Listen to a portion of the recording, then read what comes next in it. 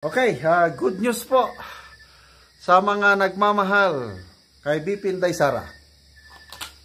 Ito, post ni EB Hogalbot. Meron daw rally against impeachment ang Iglesia ni Cristo worldwide. Nako, papaano na si Tambaloslos?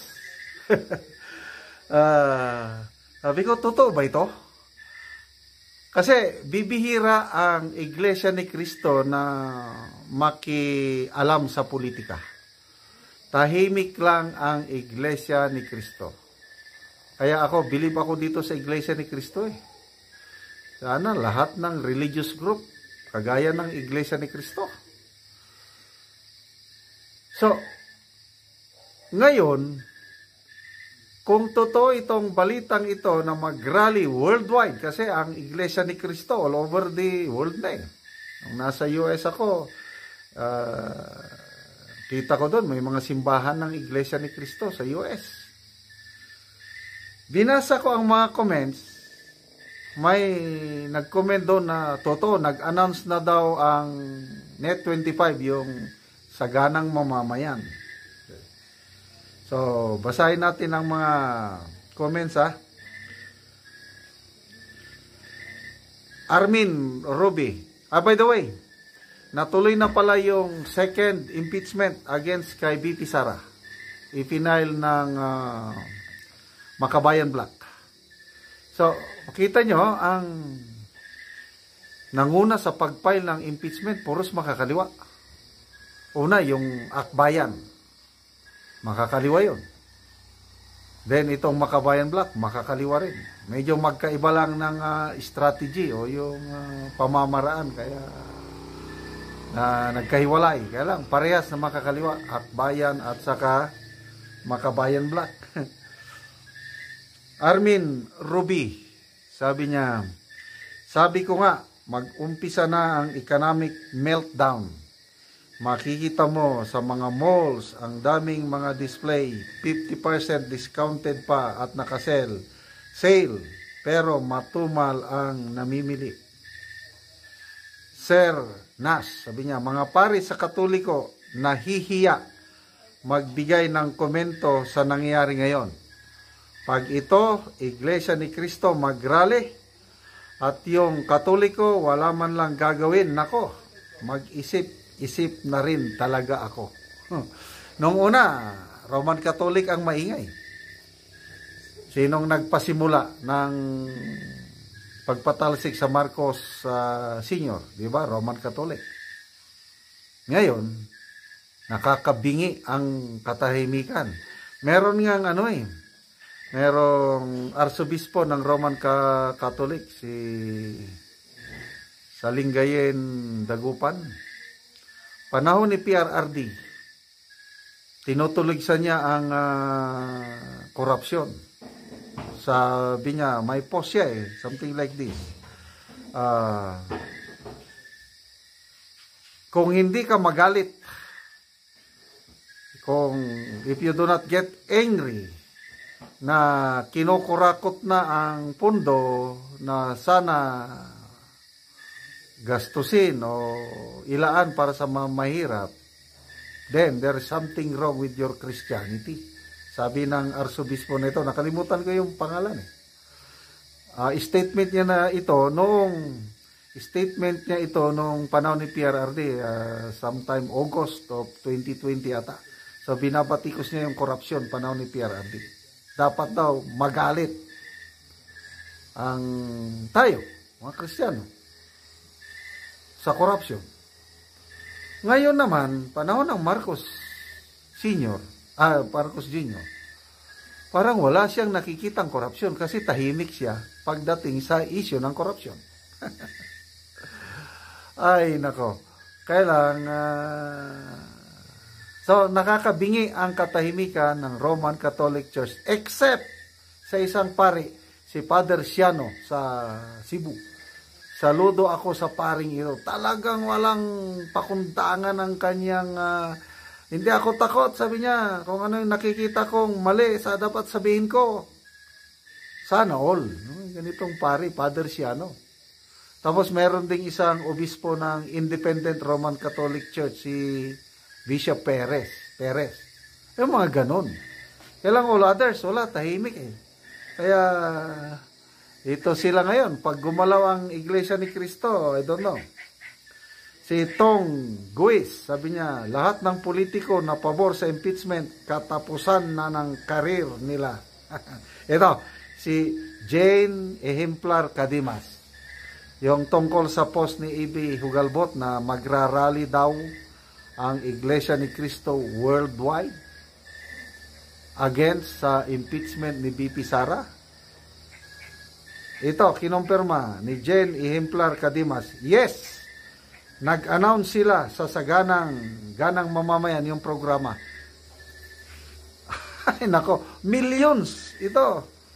Isang salita lang ng leadership ng iglesia, gagalaw lahat yan. Baka ito nang simula ng people power. Nangyari sa nag-people power nga sa South Korea. Kagabi, biglang nag-declare ng martial law ang South Korean president. Itong presidenting ito unpopular. Basta, hindi magustuhan ng mga tao ang kanya, marami siyang skandalo, mga issues. Nag-declare ng martial law. Nako, lumabas ang mga South Koreans in just a few hours. Punong-puno ang nakita ko yung picture, mga images. Punong-puno ang capital ng South Korea, Seoul at saka iba pang cities. Punong-puno. Yan, people power. Napilitan yung South Korean president i-lift up yung martial law. Ilang oras lang ang martial law doon, natakot ang presidente, binawi ang martial law. Yan ang people power.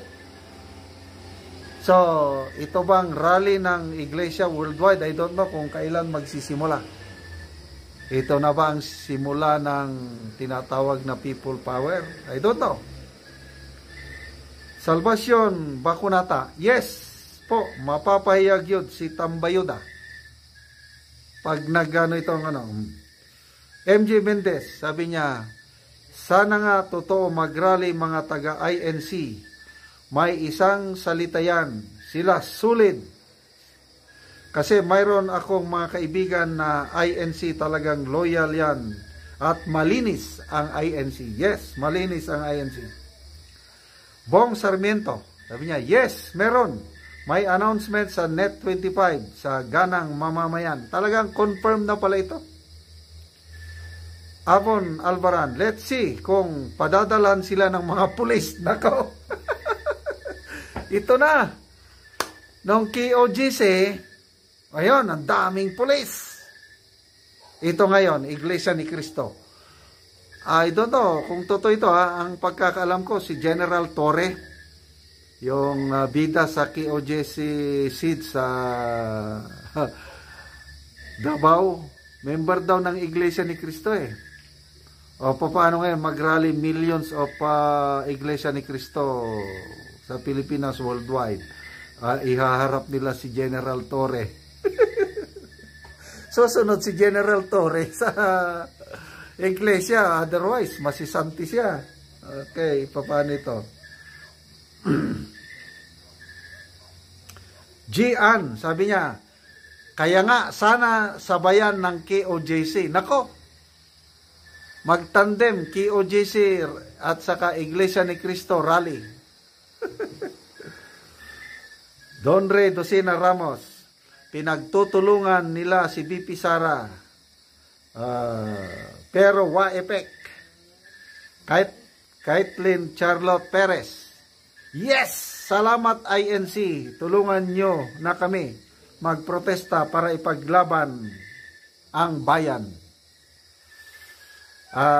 Bere Pontillas, yes, magrally po ang INC. Ako, Katoliko man ko, wala ako kauyon sa mga pari na buwisit ako at nahihiya. Pero paninindigan ko ang aking pagkaromano. Sulit Duterte po ako. Ate Jo, maraming salamat INC News and Updates. Kami po ay naghihintay lamang. Mami McQueen, hala, ginagalit nyo talaga mga tao. JC Han, maganda kung totoo yan, solid pa naman ang INC. Julian Okazaki, it will be a worldwide event. Wow, siyempre Tapos si Mavic Corpus Batacan, tapos sasabay din sana ang KOGC. Paano na ang heavy luggage?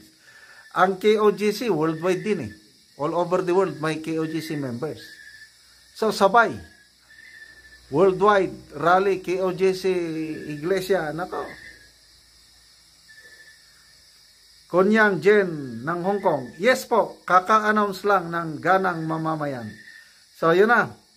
Nanawagan sila ngayon lang sa programa nila Net25 sa ganang mamayan. Tinatawagan nila lahat member nila para sa rally. No to impeachment. Wow! Salamat, ito na. Galaw na po ito ng Diyos. Mabuhay ang INC.